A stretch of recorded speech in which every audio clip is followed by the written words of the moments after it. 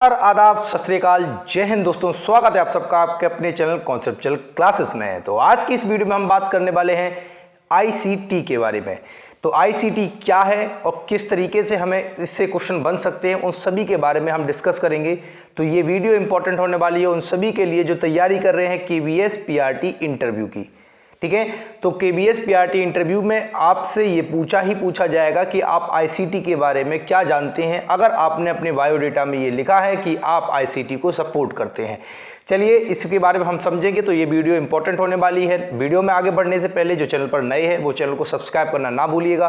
बाकी अगर आपको ये वीडियो पसंद आती है तो चैनल को शेयर कीजिए, वीडियो को शेयर कीजिए और पहुंचाइए उन सभी विद्यार्थियों तक जो तैयारी कर रहे हैं केवीएस पीआरटी इंटरव्यू की। तो इसी के साथ बढ़ते हैं आगे और देखते हैं कि आज के इस वीडियो में हम क्या क्या बात करने वाले हैं। सबसे पहले देखिए आईसीटी की फुल फॉर्म के बारे में।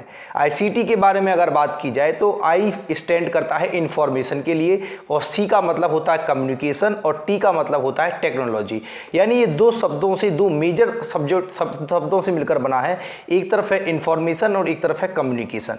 इंफॉर्मेशन और कम्युनिकेशन, इन दोनों में टेक्नोलॉजी का यूज़ करके अगर हम बात करें तो वो आईसीटी होता है। मतलब इंफॉर्मेशन टेक्नोलॉजी और कम्युनिकेशन टेक्नोलॉजी, इन दोनों को अगर मिला दोगे, मर्ज कर दोगे तो वही आईसीटी कहलाता है। जैसे आप इस डायग्राम में देख पा रहे होंगे, एक तरफ लिखा हुआ है इंफॉर्मेशन टेक्नोलॉजी और दूसरी तरफ लिखा हुआ है कम्युनिकेशन टेक्नोलॉजी। और जब आप पढ़ते हैं वेन डायग्राम तो देखिए इसका ये वेन डायग्राम के रूप में दिखाया गया है कि ये जो बीच का पार्ट है ये कॉमन पार्ट है, यानी ये इंफॉर्मेशन के पार्ट में भी आता है और कम्युनिकेशन के पार्ट में भी आता है। तो जो आईसीटी है वो कॉमन है, इंफॉर्मेशन टेक्नोलॉजी और कम्युनिकेशन टेक्नोलॉजी दोनों को मिलाकर जो बना हुआ शब्द है, जो बना हुआ टर्मिनोलॉजी है, उसी को हम आईसीटी के नाम से जानते हैं। तो यहाँ अभी हमने सिर्फ आईसीटी के इंफॉर्मेशन एंड कम्युनिकेशन टेक्नोलॉजी शब्द को समझा। अब बात ही उठती है कि इंफॉर्मेशन टेक्नोलॉजी क्या होती है, कम्युनिकेशन टेक्नोलॉजी क्या होती है। तो इंफॉर्मेशन टेक्नोलॉजी की बात करते हैं तो इंफॉर्मेशन प्रोवाइड करने के लिए आप जिस टेक्नोलॉजी का इस्तेमाल कर रहे हैं उसी को हम इंफॉर्मेशन टेक्नोलॉजी बोलते हैं। जैसे इंफॉर्मेशन की मतलब क्या होता है, जैसे कंप्यूटर हार्डवेयर है, कंप्यूटर हार्डवेयर, सॉफ्टवेयर, नेटवर्किंग और टेक्नोलॉजीज, इन सभी का जो इस्तेमाल हम करते हैं वो हम करते हैं इंफॉर्मेशन के लिए। जैसे इंफॉर्मेशन आपको रेडियो से भी मिल जाती है, इंफॉर्मेशन आपको किससे मिल जाती है, न्यूज़ से भी मिल जाती है, मैगजीन से भी मिल जाती है। ठीक है, तो इन सभी से हमको इंफॉर्मेशन मिलती है। लेकिन इंफॉर्मेशन में टेक्नोलॉजी का अगर इस्तेमाल कर रहे हो, यानी कंप्यूटर का इस्तेमाल करके अगर हमें इंफॉर्मेशन मिल रही है तो हम उसको इंफॉर्मेशन टेक्नोलॉजी के नाम से जानते हैं। कम्युनिकेशन टेक्नोलॉजी का मतलब क्या होता है, जैसे आप मेल करते हो, जैसे आप चैट करते हो, ठीक है ना, ऑनलाइन मैसेज करते हो, तो ये सब जो होते हैं ये आपका क्या होता है, ये आपका कम्युनिकेशन स्थापित कर रहा है। आप इसके जरिए से कम्युनिकेट कर पा रहे हैं, लेकिन इस कम्युनिकेशन में हम टेक्नोलॉजी का इस्तेमाल कर रहे हैं। एक व्यक्ति यहाँ बैठा है, अगला व्यक्ति बैठा है अमेरिका, और आप दोनों के बीच में कम्युनिकेशन ईजिली हो पा रहा है। किसकी वजह से, टेक्नोलॉजी की वजह से। तो यही होता है आईसीटी का मेन जो नाम रखा गया, उसका मतलब ही यही है कि कम्युनिकेशन में किस तरीके से हम टेक्नोलॉजी का इस्तेमाल कर सकें, किस तरीके से हम बच्चे को जब इंफॉर्मेशन दे रहे हैं तो उस इंफॉर्मेशन में टेक्नोलॉजी का इस्तेमाल कर सकें, और इस आईसीटी के जरिए कैसे हम अपनी टीचिंग को, कैसे हम टीचिंग मेथोडोलॉजीज को अपना इंटरेक्टिव बनाएं और क्लास को बहुत ही मजेदार बना दें।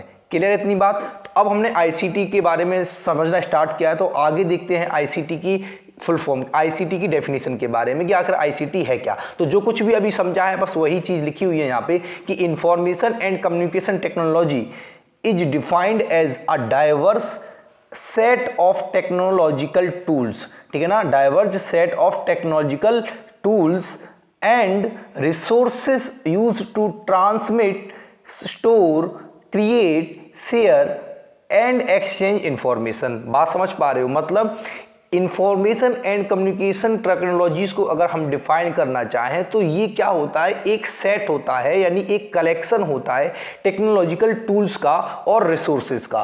कैसे रिसोर्सेज का, ऐसे रिसोर्सेज का जिसका इस्तेमाल करके हम अपनी इंफॉर्मेशन को ट्रांसमिट करते हैं, यानी एक व्यक्ति से दूसरे व्यक्ति तक पहुंचाते हैं, इंफॉर्मेशन को स्टोर करने का काम करते हैं, ठीक है, इंफॉर्मेशन को क्रिएट करने का काम करते हैं, उसको शेयर करने का काम करते हैं, और आपस में इंफॉर्मेशन को एक्सचेंज करने का काम करते हैं। तो इन सभी चीज़ों में अगर हम टेक्नोलॉजी का इस्तेमाल कर रहे हैं, इंफॉर्मेशन को चाहे शेयर करना हो, चाहे क्रिएट करना हो, चाहे उसको स्टोर करना हो, ठीक है, तो इन सभी में जब हम टेक्नोलॉजी का इस्तेमाल करते हैं वही आईसीटी कहलाता है। जाता है, सिंपल शब्दों में। क्लियर है इतनी बात? चलिए आगे बढ़ते हैं।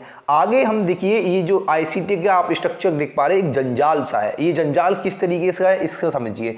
देखिए एक तरफ प्रोसेसिंग होती है, ठीक है, एक तरफ आपको प्रोसेसिंग दिख रही है, एक तरफ आपको कोलैबोरेटिंग दिख रही है, एक क्रिएटिंग दिख रहा है, स्टोरिंग दिख रहा है, ट्रांसमिटिंग दिख रहा है, रिट्रीविंग दिख रहा है और डिस्प्लेइंग दिख रहा है। मतलब जैसे डिस्प्लेइंग का मतलब क्या होता है कि डिस्प्ले करना किसी भी इंफॉर्मेशन को। अब इंफॉर्मेशन को डिस्प्ले करने के लिए आप एलईडी का इस्तेमाल करते हैं, ठीक है ना, टीवी का इस्तेमाल करते हैं, ठीक है, कंप्यूटर स्क्रीन का इस्तेमाल करते हैं, प्रोजेक्टर का इस्तेमाल करते हैं। तो ये सभी चीज़ें जो होती हैं वो आप क्या करते हैं, ये टेक्नोलॉजीज़ का इस्तेमाल करके आप बच्चे को कुछ ना कुछ डिस्प्ले कर पा रहे हैं, कुछ ना कुछ दिखा पा रहे हैं। प्रोसेसिंग का मतलब क्या होता है कि कंप्यूटर में आपने सुना है सीपीयू के बारे में, सेंट्रल प्रोसेसिंग यूनिट के बारे में, ठीक है। ऐसे ही कई सारे सॉफ्टवेयर होते हैं, जैसे कि आपका कई सॉफ्टवेयर ऐसे होते हैं जैसे आपका विंडोज़ है, तो ये सभी जो सॉफ्टवेयर होते हैं ये भी प्रोसेसिंग का काम करते हैं। प्रोसेस का मतलब ही क्या होता है? प्रोसेसिंग का सीधा मतलब होता है कि अगर आपने कोई इंफॉर्मेशन कोई किसी मशीन को दिया, उसने उस पर प्रोसेस किया और फिर उस प्रोसेस के बाद उसने आउटपुट दिया। तो ये प्रोसेसिंग का काम जो होता है इसका मतलब होता है किसी एक इंफॉर्मेशन के सॉल्यूशन तक पहुंचना, ठीक है। तो प्रोसेसिंग में आपका सीपीयू आ जाता है मेजरली। इसके बाद कोलैबोरेशन की जब हम बात करते हैं तो कैसे हम चार्ट्स के जरिए, चैट्स के जरिए, मतलब कैसे हम ग्रुप चैट कर पा रहे हैं, डिस्कशन कर पा रहे हैं, मतलब आपस में कैसे कोलैबोरेट कर पा रहे हैं टेक्नोलॉजी का यूज़ करके। जैसे आप देखते हैं कि हम व्हाट्सएप ग्रुप बना लेते हैं, सिंपल एग्जांपल से ही समझो, ठीक है। जैसे आपने व्हाट्सएप ग्रुप बना लिया, ये व्हाट्सएप ग्रुप के जरिए आप क्या कर पा रहे हैं, आपस में कोलैबोरेशन स्थापित कर पा रहे हैं चैट के जरिए, ठीक है। इसमें आप वॉइस एसएमएस भी भेज सकते हैं, आप पिक्चर्स भी भेज सकते हैं, वीडियो भी भेज सकते हैं और टेक्स्ट मैसेज भी भेज सकते हैं। आपस में इंफॉर्मेशन का आदान प्रदान ईजिली आप कर पा रहे हैं, तो कोलैबोरेशन हो रहा है। ऐसे ही क्रिएटिंग का मतलब होता है कि आप कुछ क्रिएट कर पा रहे हैं। क्रिएट का मतलब क्या होता है? जैसे आपने पीपीटी किसी के पास प्रेजेंटेशन बनाया, ठीक है, आपने एमएस डॉक्स का इस्तेमाल करके कोई डॉक्यूमेंट बनाया, तो ये जो होता है एक्सेल का इस्तेमाल करके आपने क्या कोई वर्कशीट बनाई, ठीक है। तो ये सब जो चीज़ें होती है ये मल्टीमीडिया का रूप होती है। जैसे आपने यहाँ पे देखा आईसीटी में क्रिएटिंग में जो आ रहा है आपका, वो आ रही है मल्टीमीडिया, और ये मल्टीमीडिया जो होती है इसके अंदर ही आपका ऑडियो वीडियो, ठीक है ना, ये सारी चीज़ें जो आती हैं वो आपकी मल्टीमीडिया का पार्ट होती हैं, ठीक है। इसके बाद हम देखते हैं स्टोरिंग, तो कैसे हम इंफॉर्मेशन को स्टोर करके रखते हैं, जैसे कैसे हम रैम का इस्तेमाल करते हैं, रोम का इस्तेमाल करते हैं, ठीक है, कैसे हम लोग हार्ड डिस्क का इस्तेमाल करते हैं, पेन ड्राइव जो होती है वो भी सब इंफॉर्मेशन को स्टोर करने का काम करती है।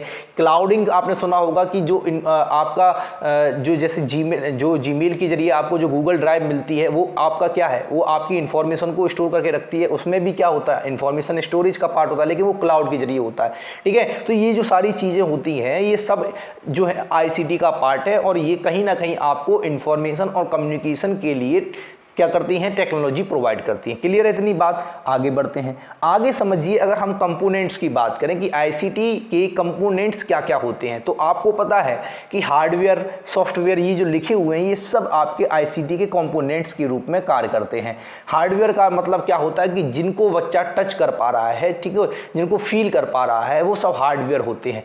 सॉफ्टवेयर का मतलब होता है जो हम देख नहीं सकते हैं लेकिन वर्क प्रॉपरली करते हैं। जैसे आप कोई भी सॉफ्टवेयर ले लीजिए, विंडोज़ आप ले रहे हो तो वो भी एक तरीके का सॉफ्टवेयर है। ऑपरेटिंग सिस्टम की अगर आप बात कर रहे हो तो भी एक तरीके का सिस्टम सॉफ्टवेयर है। तो ये सॉफ्टवेयर जो होते हैं वो एक क्या होते हैं, वो आपका दिखते नहीं है, आप उनको टच नहीं कर सकते हो, आप उनको फील नहीं कर सकते हो, लेकिन वो पूरी तरीके से वर्क करते हैं। आपने देखा होगा जो भी एप्लीकेशन आप अपने फ़ोन में यूज़ करते हैं वो सभी एप्लीकेशंस के रूप में वो सॉफ्टवेयर ही होते हैं जिनका इस्तेमाल करके आप क्या करते हैं, इन्फॉर्मेशन को गेन करते हैं। इसका सबसे बड़ा एग्जांपल अगर आप देखें तो यूट्यूब है। यूट्यूब भी अपने आप में क्या है, एक ऐप है, एप्लीकेशन है, एक सॉफ्टवेयर है। इस सॉफ्टवेयर के जरिए आप मुझे सुन पा रहे हैं, ठीक है, इस आईसीटी को पढ़ पा रहे हैं, अपनी नॉलेज को गेन कर पा रहे हैं। तो ये सारी चीज़ें जो होती हैं आईसीटी के कंपोनेंट्स के रूप में होती हैं। ऐसी इनपुट डिवाइसेस की जब हम बात करते हैं तो आप कंप्यूटर की सिस्टम में जब आप देखते हैं तो कई सारी ऐसी चीज़ें होती हैं जो आप इंफॉर्मेशन कंप्यूटर को प्रोवाइड करते हैं। तो जिनके जरिए आप इंफॉर्मेशन कंप्यूटर को प्रोवाइड करते हैं, जो डेटा आप कंप्यूटर को प्रोवाइड करते हैं, वो सारी चीज़ें इनपुट डिवाइसेस के अंतर्गत आती हैं। जैसे कीबोर्ड है, कीबोर्ड से आप जब प्रेस करते हैं किसी टेक्स्ट को तभी वो कंप्यूटर तक पहुंच पाता है, तो वो कीबोर्ड अपने आप में एक इनपुट डिवाइस हो जाता है, ठीक है। ऐसे ही आउटपुट डिवाइस की जब हम बात करते हैं तो जो कुछ भी इंफॉर्मेशन कंप्यूटर हमें दे पा रहा है वो सब आउटपुट आउटपुट डिवाइसेस के रूप में आता है। ठीक है, जैसे कि मॉनिटर है, मॉनिटर अपने आप में अपने डेटा को आपको दिखा रहा है, स्क्रीन जो उसकी होती है वो दिखा रही है, तो वो आप में आउटपुट डिवाइस हो गया। प्रिंटर जो है वो अपने आप में किसी भी चीज़ को आप प्रिंट कर पा रहे हैं जो कंप्यूटर के अंदर है, आपने उस चीज़ को सॉफ्ट कॉपी जो होती है उसको हार्ड कॉपी के रूप में अपने पास आउटपुट के रूप में ले लिया, तो वो भी आउटपुट डिवाइसेस होती हैं। स्टोरेज डिवाइसेस के बारे में अभी हम लोगों ने बात की, एक होती है आपकी परमानेंट, एक होती है आपकी टेम्परेरी। परमानेंट को हम लोग सेकेंडरी कहते हैं और टेम्परेरी जो होती है वो आपकी प्राइमरी होती है। प्राइमरी में आपका रैम आता है और सेकेंडरी में आपका रोम आता है। आप सभी ने इन सबको पढ़ा होगा जब आपने कंप्यूटर पढ़ा होगा। तो ये सब स्टोरेज डिवाइसेस होती हैं। आप सिंपल एग्जांपल के रूप में समझिए कि आप जब गाने किसी चीज़ में स्टोर करते हैं तो आप उसके लिए एक चिप रखते हैं। वो चिप जो होती है, ऐसी ही चिप जो होती है वो स्टोरेज का काम करती है। यही चिप का जब बड़ा रूप हो जाता है, जैसे केबी हो, केबी एक क्या होती है, स्टोरेज डिवाइसेस को, स्टोरेज को नापने की इकाई होती है, किलोबाइट, गीगाबाइट, मेगाबाइट। ठीक है, तो ये सब क्या होता है कि जब इसकी क्षमता बढ़ती चली जाती है, आपने देखा होगा कि कई हार्ड डिस्क टेराबाइट यानी टीबी में आती हैं, तो वो क्या होती है, मैक्सिमम पावर की होती है, उसमें आप कई सारी इंफॉर्मेशन को स्टोर करके आसानी से रख सकते हैं। तो ये जो स्टोरेज डिवाइसेस का मान के चल रहे हो, तो उसका सबसे बढ़िया और सबसे सीधा एग्जांपल आपको जो मैं दूं वो ये होगा कि जो चिप होती है, जो आप SD कार्ड का इस्तेमाल करते हैं, वो सब स्टोरेज का काम करती हैं। ऐसे ही कंप्यूटर में रैम और रोम यानी हार्ड डिस्क जो होती है वो भी क्या होती है, स्टोरेज का काम करती है। और जो आपका पेन ड्राइव होती है वो भी स्टोरेज डिवाइसेस होती हैं। नेटवर्क की बात करें तो नेटवर्क में आपने लैन वैन और ये मैन, ये आपने सुना होगा। ठीक है, जैसे लोकल एरिया नेटवर्क क्या होता है, जब आप एक ही एरिया में, एक लोकल एरिया में किसी नेटवर्क को स्थापित करते हैं तो लैन होता है। जब आप उसको वाइड एरिया में उस नेटवर्क का काम करते हैं तो वैन होता है। और वैन का सबसे बड़ा एग्जाम्पल आपका इंटरनेट होता है कि आप इंटरनेट के जरिए किसी आपस में डिवाइसेस को कनेक्ट करके, चाहे एक बंदा आपका यहाँ बैठा है इंडिया में, एक बैठा है आपका अमेरिका में, और आप उस इंटरनेट के जरिए आपस में कन्वर्सेशन कर पा रहे हैं, आपस में एक दूसरे के सिस्टम को कनेक्ट कर पा रहे हैं, तो वो क्या है, वो नेटवर्क के जरिए है। तो ये जब से इंटरनेट आया है तब से बहुत बड़ी क्रांति आई है, रिवॉल्यूशन आया है, क्योंकि हम घर बैठे ही हर एक इंफॉर्मेशन को गूगल के जरिए, ठीक है, वेब ब्राउज़र के जरिए गेन कर पाते हैं। ठीक है, हम इंटरनेट के ही जरिए से यूट्यूब पर एक दूसरे से क्या कर पा रहे हैं, नॉलेज को गेन कर पा रहे हैं। तो ये सारी जो चीज़ें होती हैं वो नेटवर्क का पार्ट होती हैं। ये सभी जो होती हैं वो ICT के कंपोनेंट्स के रूप में काम करती हैं। ठीक है, आप, आई होप आपको इतनी चीज़ें अभी तक समझ में आ गई होंगी। इसी के साथ हम लोग आगे बढ़ते हैं और देखते हैं आगे क्या है। आगे हम बात करते हैं कि ICT कंपोनेंट्स को हमने समझ लिया, अब ICT के एजुकेशन में क्या क्या यूजेस होते हैं हम उसको समझते हैं। अगर हम यूजेस की बात करें ICT की जो एजुकेशन में होते हैं, तो सबसे बड़ा और सबसे इम्पॉर्टेंट चीज़ जो ये होती है वो इसमें ये होती है कि क्या होती है कि ये सबसे पहला तो ये होता है कि ये पार्टिसिपेशन करता है किन किन के बीच में, तो ये पार्टिसिपेशन करता है टीचर और स्टूडेंट्स के बीच में। मतलब क्या होता है कि एक टीचर जो होता है वो ICT का इस्तेमाल करके स्टूडेंट्स को किसी भी टॉपिक को बहुत ही इंटरेक्टिव बना सकता है और बहुत ही आसानी से बच्चा भी उस चीज़ को समझ सकता है। साथ ही साथ अगर हम बात करें make teaching learning process easier, मतलब टीचिंग लर्निंग प्रोसेस को ये क्या करता है, ईजियर बनाता है, आसान बनाता है। जो चीज़ आपको समझाना, जैसे एग्जाम्पल के तौर पे मैं आपको समझाना चाह रहा हूँ कि आप सोलर सिस्टम बच्चे को पढ़ा रहे हैं। अब बच्चे ने कभी भी सोलर सिस्टम के बारे में, जब बच्चे ने कभी भी किसी प्लानिट को नहीं देखा है, प्लानिट कैसे घूमते हैं, कैसे चक्कर लगाते हैं, कैसे राउंड करते हैं, ठीक है, वो नहीं देखा है, उनकी शेप कैसी होती है नहीं देखा है। अब बच्चे के मन अंदर ये क्यूरियोसिटी है कि वो क्या करना चाह रहा है, सोलर सिस्टम को देखना चाह रहा है। अब आप उसको कैसे दिखा सकते हैं, फिजिकली तो ये संभव नहीं है कि क्लास में आप बोर्ड पर पूरा सोलर सिस्टम बना दें, नहीं बना पाएंगे।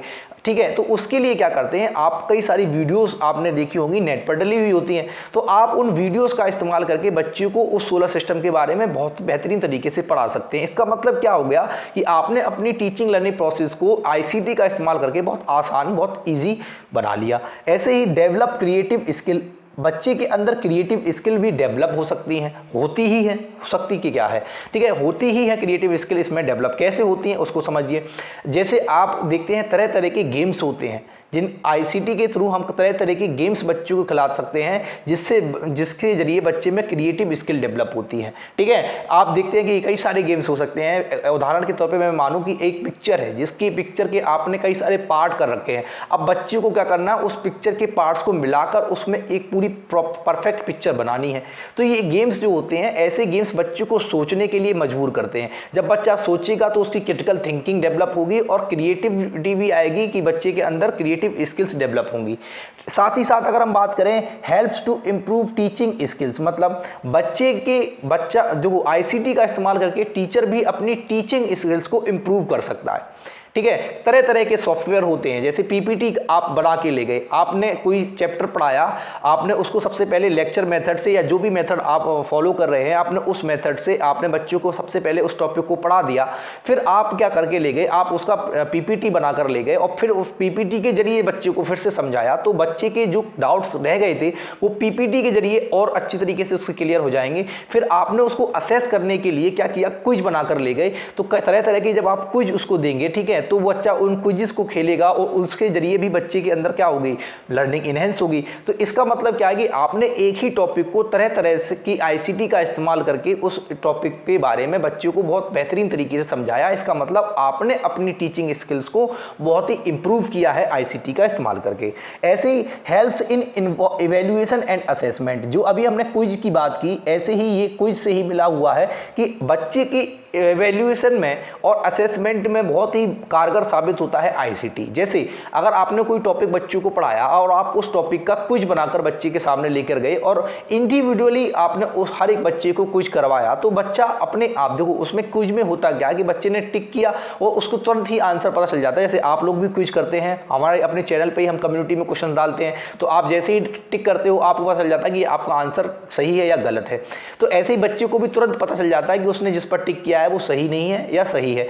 तो इसमें होता क्या है कि बच्चे को इंडिविजुअल अटेंशन भी मिलती है, साथ ही साथ बच्चा अपने आप को भी खुद से भी इवेल्युएट करना सीख लेता है कि बच्चे ने कहाँ गलती की है। साथ ही साथ आपको भी इवेल्यूएशन करने में बहुत आसानी होती है, आप आसानी से उसको इवेल्युएट कर सकते हैं कि बच्चे ने कितना सीखा और किस पोर्शन में बच्चे की कमी है रह गई है। ठीक है, और असेसमेंट वही होता है कि असेसमेंट जब आप फॉर्मेटिव असेसमेंट और समेटिव असेसमेंट की बात करते हैं, फॉर्मेटिव असेसमेंट में मैं आपको बताई था मैंने कि जब आप लर्निंग के दौरान असेसमेंट कर रहे हैं, यानी लर्निंग के दौरान आप उस टॉपिक की क्विज़ बच्चे को दे रहे हैं, तो बच्चा क्या कर पा रहा है, उसमें असेसमेंट हो पा रही है कि बच्चे ने कितना आता है पहले से और बच्चा कितना सीख चुका है।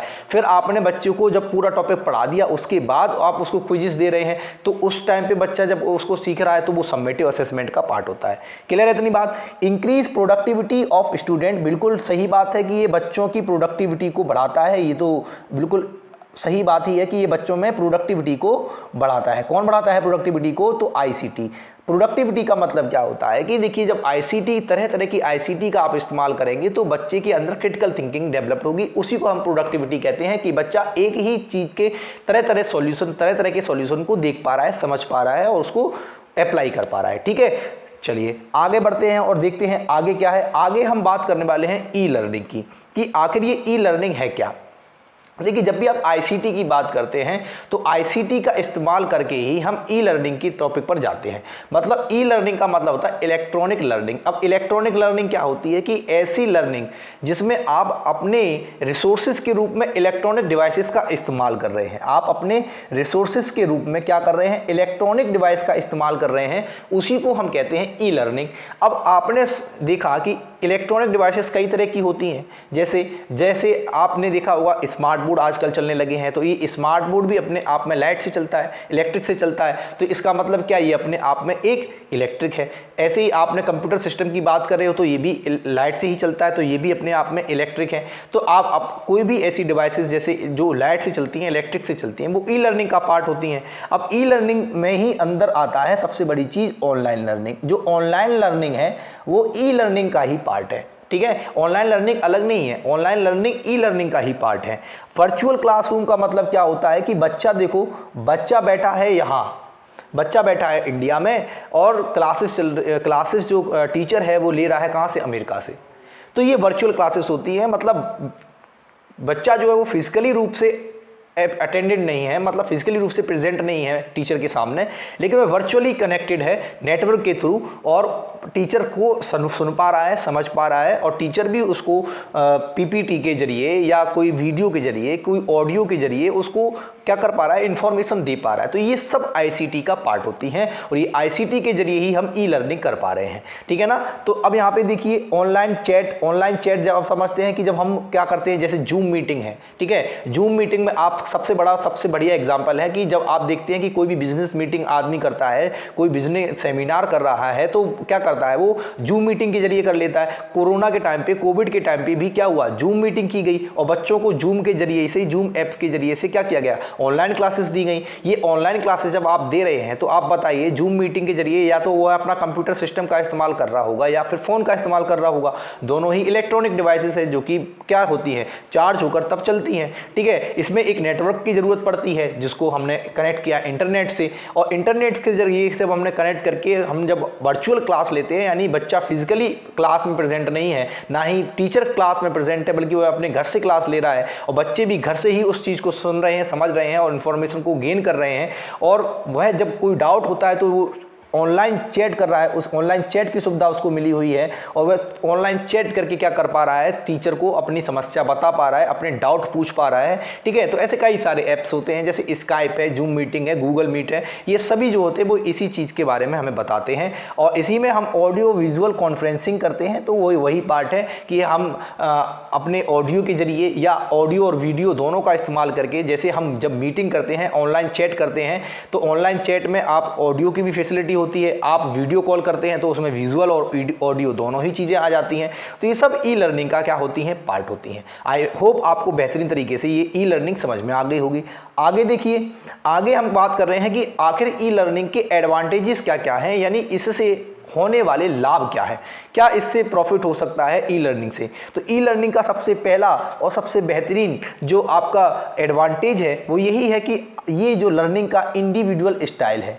इंडिविजुअल स्टाइल का मतलब क्या होता है कि देखिए, इसमें हर एक बच्चे को आप क्या कर पा रहे हैं, अटेंशन पे कर पा रहे हैं। हर एक बच्चा अलग आपको समझ पा रहा है और जब आप ई लर्निंग का इस्तेमाल करके उसको अलग अलग तरीके के हर एक बच्चे को उसके इंटरेस्ट के हिसाब से कुछ दे पा रहे हैं, तो बच्चे की ये इंडिविजुअल अटेंशन है, इंडिविजुअल लर्निंग है, ठीक है। हर एक बच्चा अलग अलग तरीके से सीख पा रहा है। ऐसे ही नो टेक्स्ट बुक रिक्वायरमेंट, आप देखते हैं कि ई लर्निंग में कभी कोई टेक्स्ट बुक की जरूरत पड़ती है, नहीं पड़ती। जैसे मैं अभी आपको यहाँ पे ई लर्निंग के ही जरिए से तो पढ़ा रहा हूँ, क्या मुझे टेक्स्ट बुक की जरूरत पड़ रही है या आपको टेक्स्ट बुक की जरूरत पड़ रही है, नहीं। आप सीधा स्क्रीन को देख रहे हैं, ठीक है, और मेरी आवाज़ को सुन रहे हैं और फिर उसको कनेक्ट करके आसानी से इंफॉर्मेशन को गेन कर रहे हैं। तो ये सब ई लर्निंग का पार्ट होता है।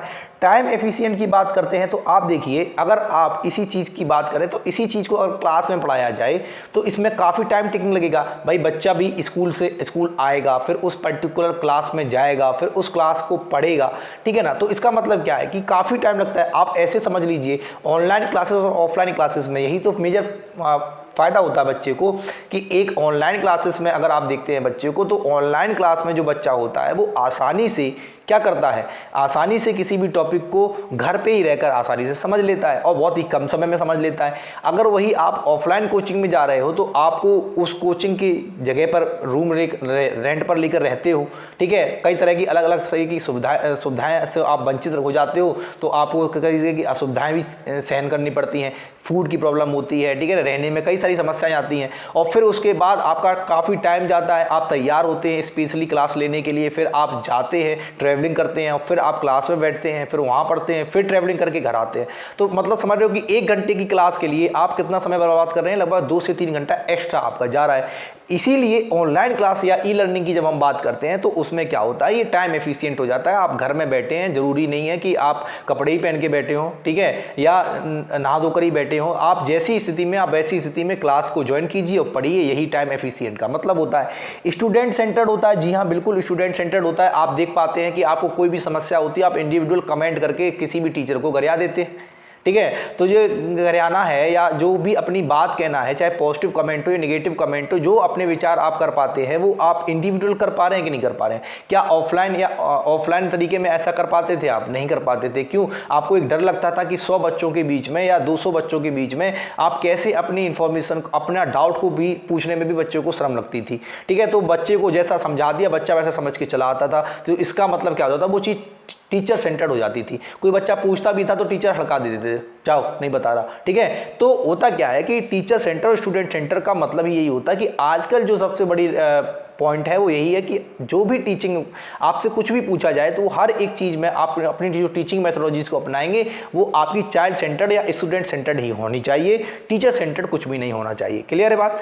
कॉस्ट इफेक्टिव है, जी हाँ बिल्कुल कॉस्ट इफेक्टिव है। जैसे एग्जाम्पल के रूप में अभी हमने लिया था कि अगर आप कोई ऑफलाइन क्लास लेने जाओगे तो आप देखेंगे कि आप वहाँ पर रह रहे हैं स्पेशली अलग केवल क्लास लेने के लिए, फिर आप उसमें क्या कर रहे हैं, जा रहे हैं, रहने का, खाने का, पीने का, ठीक है, ट्रैवलिंग का, सब तरह का खर्चा बढ़ जाता है। वहीं ऑनलाइन क्लासेस जब आप लेते हैं तो आपको कोई भी खर्चा नहीं, केवल जो आपका फी होती है आपको वो पे करनी होती है, और यूट्यूब पे तो वो भी नहीं है, आप फ्री पढ़ सकते हैं और बेहतरीन पढ़ सकते हैं। ठीक है। इसके बाद बात करें कि सेल्फ पेस्ड होता है। सेल्फ पेस्ड का मतलब समझते हो कि आप अपने हिसाब से पढ़ सकते हैं।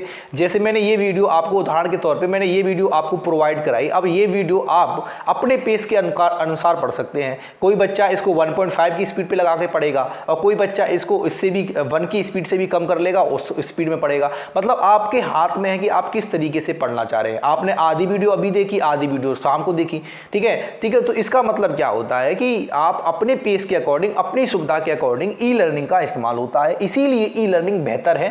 ठीक है। ई लर्निंग का इस्तेमाल करके आप क्लास को भी बहुत ही बेहतर बना सकते हैं। तो ये सारे जो एडवांटेज है वो ई लर्निंग के ही पार्ट होते हैं।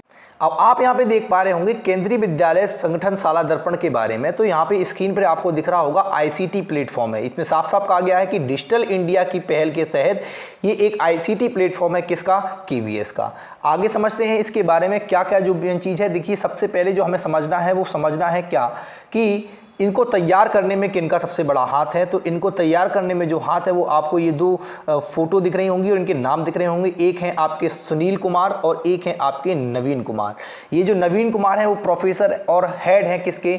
एनआईसी के। एनआईसी आपका क्या होता है? एनआईसी आपने देखा होगा, कोई भी आप जब वेबसाइट खोलते हैं उसके वेबसाइट के जो आपका वो होता है यूआरएल, उस यूआरएल में आपने देखा होगा कोई भी गवर्नमेंट की एक वेबसाइट खोलते हैं तो उसमें एनआईसी लिख के आता है। ये एनआईसी वही एनआईसी है जिसके हेड कौन है? नवीन कुमार। इनके द्वारा इसको तैयार किया गया। इस एनआईसी के फुल फॉर्म की अगर बात की जाए तो इस एनआईसी का जो फुल फॉर्म होता है वो होता है नेशनल इंफॉर्मेटिक्स सेंटर।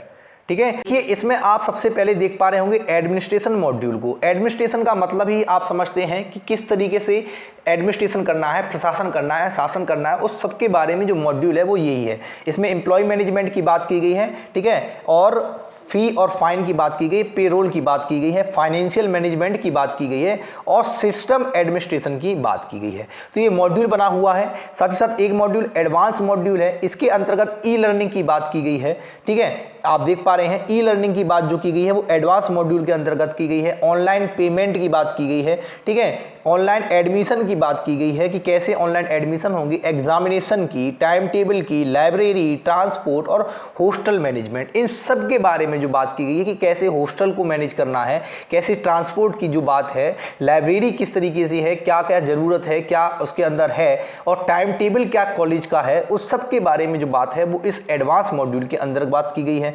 अगर हम इस शाला दर्पण के ऑब्जेक्टिव को समझना चाहें जो कि हमारे लिए बहुत इंपॉर्टेंट है तो उसको समझिए। तो इसमें कहा गया है कि enable improvement in quality of learning. मतलब सबसे पहली चीज तो इसमें यह कहा गया है कि लर्निंग की क्वालिटी को बेहतर करने के लिए, अच्छा इंप्रूव करने के लिए सबसे बड़ा ऑब्जेक्टिव इसका यही था कि कैसे लर्निंग की जो क्वालिटी है, जो शिक्षा की जो गुणवत्ता है उसको कैसे बढ़ाया जाए, उसको कैसे इंप्रूव किया जाए। दूसरा इसमें पॉइंट जो था वो था improve efficiency of school administration and governance of school. ठीक है ना। तो कैसे स्कूल की गवर्नेंस को, कैसे स्कूल के जो आप मैनेज कर पा रहे हैं, कैसे उसकी एडमिनिस्ट्रेशन, कैसे उसको शासन प्रशासन में जो समस्याएं आ रही हैं कैसे उसकी हमें इम्प्रूव करना है, इन सब के बारे में बात की गई है। साथ ही साथ देख पा रहे हैं सर्विस डिलीवरी ऑफ स्कूल, जो स्कूल की तरफ से जो सर्विसेज दी जाती हैं उन सर्विसेज को हमें कैसे इम्प्रूव करना है, इनके बारे में बात की गई है। और near real time and better quality data for decision support, कि किस तरीके से हम डिसीजन जो ले पाते हैं केवीएस वाले, वो केवीएस के डिसीजन को लेते समय हमें जो बेटर क्वालिटी डेटा चाहिए होता है उसको असेस हम कर सकें आसानी से, उसके लिए ये साला दर्पण का ऑब्जेक्टिव ये इसके होंगे। इसके बाद अगर हम बात करें साला दर्पण की, तो इसमें अगर आप देखेंगे तो सबसे पहले हम देख लेते हैं कि इसमें बेनिफिट क्या क्या है। तो बस ये बेनिफिट आप समझ लीजिए, तो साला दर्पण आपने समझ लिया। बेनिफिट्स की अगर हम बात करें तो पेरेंट्स के बेनिफिट्स क्या होते हैं कि real time view of student activity through parent portal, इसमें एक पेरेंट पोर्टल बना होगा। इस पेरेंट पोर्टल के जरिए पेरेंट्स जो होते हैं बच्चों के, वो आसानी से रियल टाइम व्यू देख पाते हैं स्टूडेंट की एक्टिविटी का, मतलब स्टूडेंट किस टाइम पे क्लास में एंटर किया है और किस टाइम से क्लास से बाहर आया है, उस सब का डे टू डे डेटा जो होता है वो इस पेरेंट पोर्टल के अंदर होगा।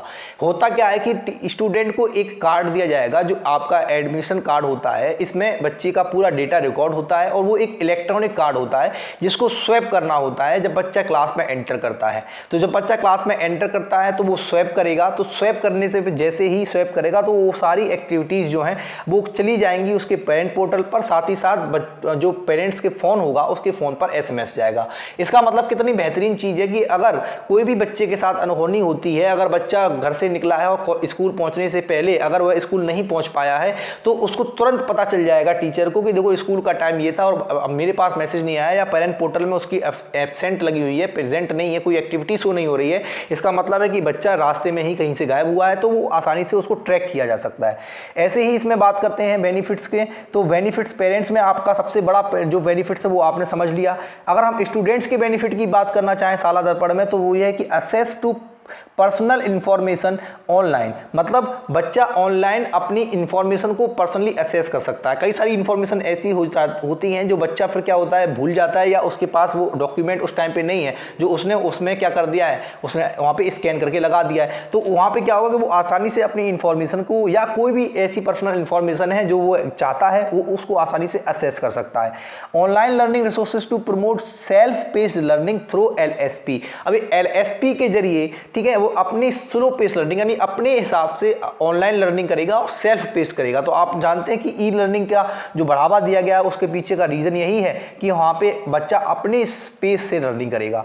अगर हम बात करना चाहें तो focus on specific development needs through comparative analytic, मतलब क्या है कि इसमें क्या होगा कि बच्चे की जो स्पेसिफिक डेवलपमेंट है फोकस किया जाएगा उसकी स्पेसिफिक डेवलपमेंट पर। आप सभी जानते हैं कि बच्चा स्पेशल होता है, हर एक बच्चे की स्पेशल नीड और स्पेशल डिज़ायर होती है, तो कैसे उनकी नीड्स को और उनकी डिज़ायर्स को फुलफिल किया जा सके, कैसे उनका होलिस्टिक डेवलपमेंट किया जा सके, उन सब के बारे में यहाँ पे जिक्र किया गया है। इसके बाद अगर हम टीचर के बेनिफिट्स की बात करना चाहें तो आप देख पा रहे हैं कि टीचर के बेनिफिट्स में ये है कि टीचर भी अपनी चाहे तो पर्सनल इंफॉर्मेशन को असेस कर सकता है ऑनलाइन, किसके माध्यम से, साला दर्पण के माध्यम से। इसके बाद अगर हम देखें तो सर्विस रिकॉर्ड आप देख सकते हैं कि जो भी सर्विस रिकॉर्ड जितने समय का उसका सर्विस हो चुकी है, कितनी अभी बाकी है, लीव्स देख सकता है, ठीक है, अटेंडेंस देख सकता है और टाइम टेबल देख सकता है और पे स्लिप देख सकता है। ये सभी चीज़ें जो उसके लिए रिक्वायर्ड है उन सभी की चीज़ों के बारे में अगर उसको जानना है तो वो आसानी से इस साला दर्पण के जरिए से जान सकता है। ठीक है, अगर हम बात करना चाहें कि बेनिफिट्स ऑफ स्कूल, इसमें स्कूल का बेनिफिट क्या होता है, तो इसके स्कूल के बेनिफिट की अगर हम बात करना चाहेंगे तो single integrated system for all function, मतलब ये जो साला दर्पण है वो सिंगल इंटीग्रेटेड है, यानी इसमें पूरा एक जो डेटा है एक साथ समाहित पूरे डेटा को एक जगह पे रख दिया गया है। तो इससे बहुत ज़्यादा फायदा होता है स्कूल को, कोई भी इंफॉर्मेशन उसको चाहिए स्कूल से जुड़ी हुई, स्कूल के मैनेजमेंट से जुड़ी हुई, तो उसको आसानी से उस प्लेटफॉर्म पे मिल जाती है। सेंट्रलाइज्ड डेटाबेस होता है कि एक ही जगह पे हर एक डेटा रखा हुआ है पूरा सिस्टमेटिक वे में, तो वो जो चाहे वो उसको आसानी से ले सकता है। ठीक है, ऐसे ही अगर हम बात करना चाहें तो इसमें benefits of administration key benefits क्या होते हैं, जैसे रीजनल ऑफिस हैं, इसमें लिखा हुआ है। एडमिनिस्ट्रेशन का मतलब क्या है कि जो रीजनल ऑफिसर्स हैं, हेडक्वार्टर्स जो केवी के हैं, या MHRD जो अब किसके नाम से जानी जाती है, शिक्षा मंत्रालय के नाम से जानी जाती है, क्योंकि जब ये आया था जून 2017 की बात, ये जून 2017 की PDF है, तो जब ये आया था उस समय इसका नाम MHRD था। और आप सभी जानते हैं कि नई एजुकेशन पॉलिसी NEP 2020 के सुझावों के जरिए ही इसका नाम अब शिक्षा मंत्रालय कर दिया गया है। तो इसके जो एडमिनिस्ट्रेशन है इनको भी क्या बेनिफिट्स होते हैं इस साला दर्पण से, तो ये प्रोसेस, ठीक है ना, स्टैंडर्डाइज प्रोसेस एंड पॉलिसीज, मतलब ये जो प्रोसेस होती है और जो पॉलिसीज बनाते हैं उसको स्टैंडर्डाइज, उसके मानक स्थापित करने के लिए इनको ये हेल्प मिलती है कि वो किस तरीके से इसमें मानक स्थापित कर सकें, ठीक है, क्योंकि पूरा डेटा इनके पास होता है, उसको एनालाइज करना है और उसके लिए मानक स्थापित करना है। इंटीग्रेटेड व्यू ऑफ संगठन का जो एक एकीकृत व्यू होता है, एक एकीकृत जो व्यू होता है संगठन का, उसको ये देख पाते हैं आसानी से। सेंट्रलाइज मॉनिटरिंग, आप एक साथ मॉनिटर कर सकते हैं पूरी चीज को, ठीक है। High availability of quality learning content, ये सारे जो बेनिफिट्स हैं वो किसके बेनिफिट्स हैं, एडमिनिस्ट्रेशन के बेनिफिट्स हैं। ट्रांसपेरेंसी भी किसका बेनिफिट्स है, एडमिनिस्ट्रेशन का बेनिफिट्स है। तो आपने यहाँ पे देखा कि किस तरीके से हमने साला दर्पण के जरिए से पेरेंट्स को भी बेनिफिट्स पहुंचाया, टीचर को भी बेनिफिट पहुंचाया, स्कूल को भी बेनिफिट पहुंचाया और एडमिनिस्ट्रेशन को भी हमने बेनिफिट पहुंचाया। तो ये सारी जो चीजें हैं ये हमने किस में के जरिए समझी, ये हमने साला दर्पण के जरिए समझी। आज की इस वीडियो में हमने समझा ICT के बारे में, ICT के पूरे टॉपिक को हमने कवर किया, साथ ही साथ साला दर्पण क्या है और क्यों ये हमें पढ़ना पड़ा उसके बारे में भी हमने बता दिया कि ICT का प्लेटफॉर्म। तो आपको वीडियो कैसे लगी, आप अपने सुझाव कमेंट के माध्यम से जरूर दे सकते हैं। बाकी चैनल को सब्सक्राइब कर लीजिए अगर चैनल पर नए हैं, और वीडियो को शेयर कर दीजिए उन सभी विद्यार्थियों तक जो तैयारी कर रहे हैं आपकी KVS PRT इंटरव्यू की। चलिए मिलते हैं अगली वीडियो में, तब तक के लिए जय हिंद दोस्तों।